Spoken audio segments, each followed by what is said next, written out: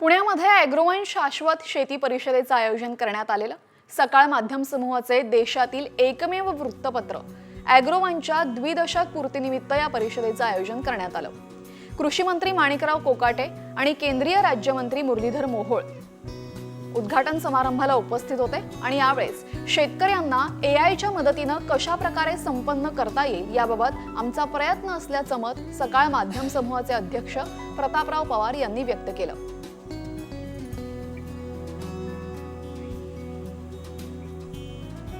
हा फक्त बारामतीपुरता विषय नाही आहे, हा देशासाठी आहे।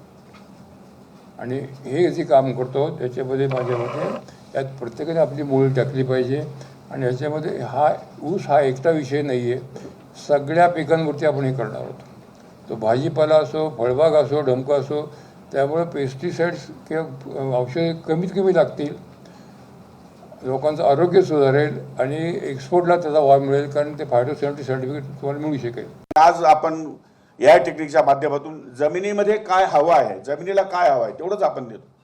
पाण्याचा वापर आपण अनावश्यक पाणी वापर करतो, अनावश्यक कधी कधी रासायनिक खतं टाकतो, अनावश्यक कधी कधी पोटॅश वापरतो, अनावश्यक कधी कधी नायट्रोजन। गरज आहे का, तर त्या पिकाला त्याची गरज आहे का नाही हे तपासण्याचं तंत्रज्ञान जेव्हा विकसित झालं आणि एआयच्या माध्यमातून जेव्हा जनमानसामध्ये या ठिकाणी त्याचा प्रचार आणि प्रसार सुरू झाला, तेव्हा कळायला लागलं की आता यातून फार मोठ्या प्रमाणात बचत होऊ शकते।